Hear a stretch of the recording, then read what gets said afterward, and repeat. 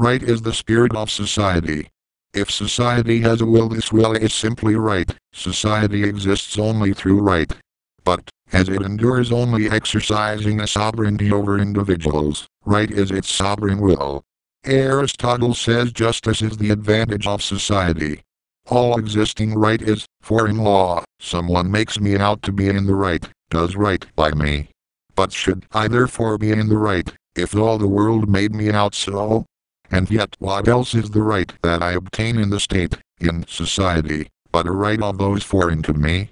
When a blockhead makes me out in the right, I grow distrustful of my rightness. I don't like to receive it from him. But, even, when a wise man makes me out in the right, I nevertheless am not in the right in that account. Whether I am in the right is completely independent of the fool's making out and of the wise man's. All the same, we have coveted this right until now. We seek for right, and turn to the court for that purpose. To what? To a royal, a papal, a popular court, etc. Can a sultanic court declare another right than that which the sultan has ordained to be right? Can it make me out in the right, if I seek for the right that does not agree with the sultan's law? Can it, for instance, concede to me high treason as a right, since it is assuredly not a right according to the sultan's mind?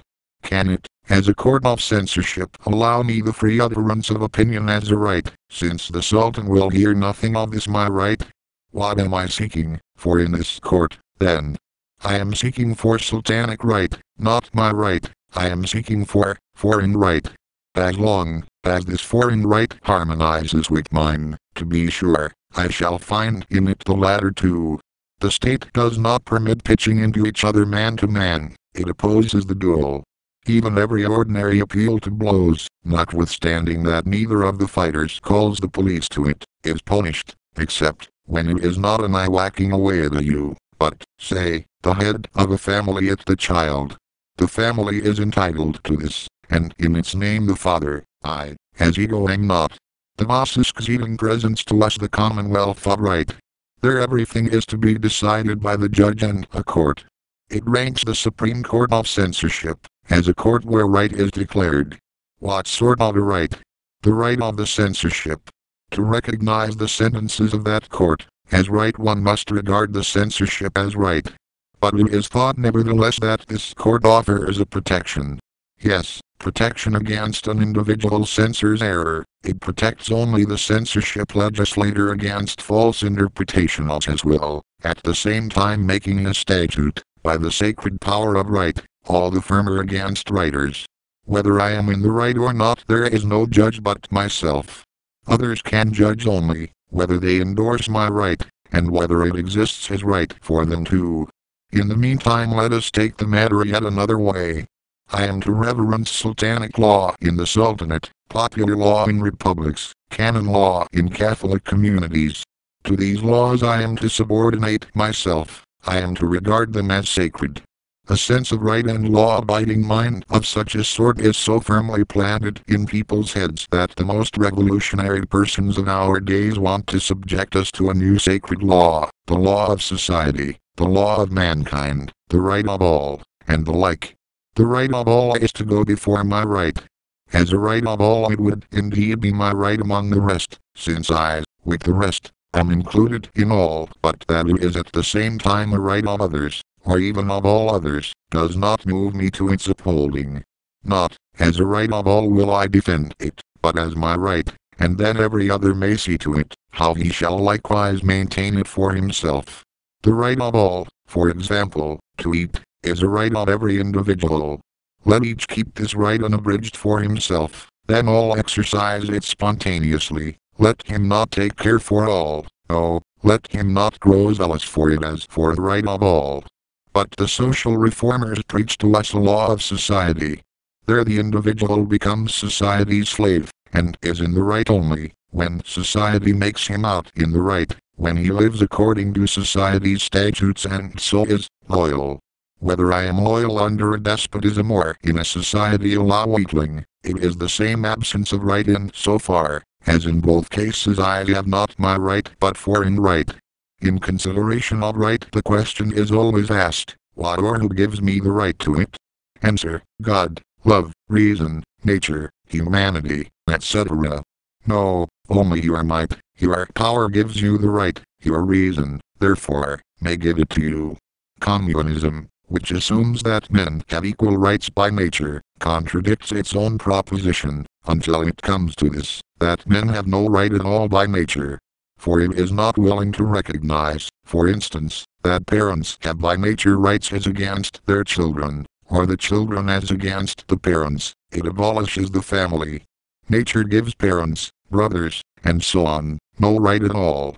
Altogether, this entire revolutionary or Badawist principle rests in a religious, that is, false, view of things. Who can ask after right, if he does not occupy the religious standpoint himself? Is not right a religious concept, something sacred?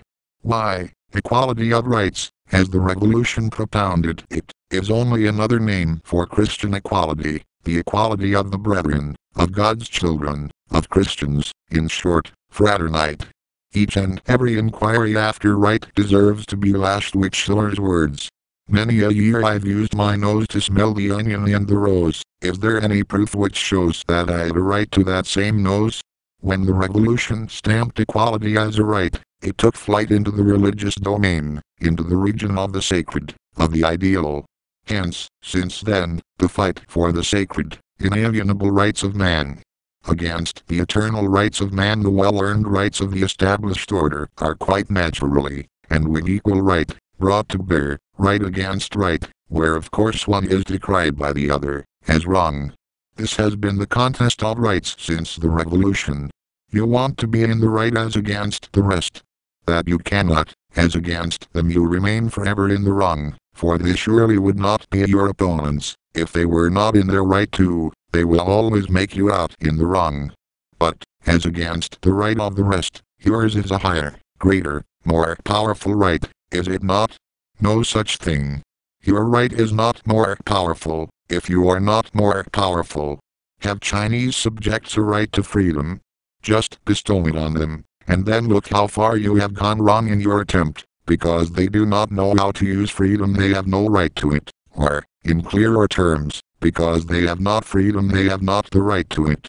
Children have no right to the condition of majority, because they are not of age, because they are children. Peoples that let themselves be kept in nonage have no rights to the condition of majority. If they cease to be in nonage, then only would they have the right to be of age. This means nothing else than what you have the power to be, you have the right to. I derive all right and all warrant from me. I am entitled to everything that I have in my power. I am entitled to overthrow you, Jehovah, God, if I can. If I cannot, then these gods will always remain in the right and in power as against me. And what I do will be to fear their right and their power in impotent God-fearingness, to keep their commandments and believe that I do right in everything that I do according to their right, about, as the Russian boundary sentinels think themselves rightfully entitled to shoot dead the suspicious persons who are escaping, since they murder by superior authority, with right. But I am entitled by myself to murder, if I myself do not forbid it to myself, if I myself do not fear murder as a wrong. This view of things lies at the foundation of Chamiso's poem, Das Mordel, where the gray-haired Indian murderer compels reverence from the white man whose brethren he has murdered. The only thing I am not entitled to is what I do not do with a free cheer, that is, what I do not entitle myself to. I decide whether it is the right thing in me. There is no right outside me. If it is right for me, it is right. Possibly this may not suffice to make it right for the rest. That is their care, not mine. Let them defend themselves. And if for the whole world something were not right, but it were right for me, that is, I wanted it, then I would ask nothing about the whole world. So everyone does who knows how to value himself, everyone in the degree that he is an egoist, for might goes before right, and that, with perfect right. Because I am by nature a man, I have an equal right to the enjoyment of all goods, says Babeuf. Must he not also say, because I am by nature a firstborn prince, I have a right to the throne? The rights of man and the well-earned rights come to the same thing in the end, namely, to nature, which gives me a right, that is, to birth, and, further, inheritance. I am born, as a man is equal to I am born as a king's son. The natural man has only a natural right, because he has only a natural power, and natural claims. He has right of birth and claims of birth. But nature cannot entitle me, give me capacity or might, to that to which only my act entitles me. That the king's child sets himself above other children, even this is his act, which secures to him the precedence, and that the other children approve and recognize this act as their act, which makes them worthy to me, subjects. Whether nature gives me a right, or whether God, the people's choice, etc., does so, all of that is the same foreign right, a right that I do not give or take to myself. Thus the communists say, equal labor entitles man to equal enjoyment. Formerly the question was raised, whether the virtuous man must not be happy on earth. The Jews actually drew this inference that it may go well with thee on earth. No, equal labor does not entitle you to it, but equal enjoyment alone entitles you to equal enjoyment. Enjoy, then you are entitled to enjoyment. But, if you have labored and let the enjoyment be taken from you, then, it serves you right. If you take the enjoyment, it is your right. If, in the contrary, you only pine for it without laying hands on it, it remains as before, a well-earned right of those who are privileged for enjoyment. It is their right, as by laying hands on it would become your right. The conflict over the right of property wavers in vehement commotion. The communists affirm that the earth belongs rightfully to him who tills it, and its products to those who bring them out. I think it belongs to him who knows how to take it, or who does not let it be taken from him, does not let himself be deprived of it. If he appropriates it, then not only the earth, but the right to it too, belongs to him. This is egoistic right, it is right for me, therefore it is right.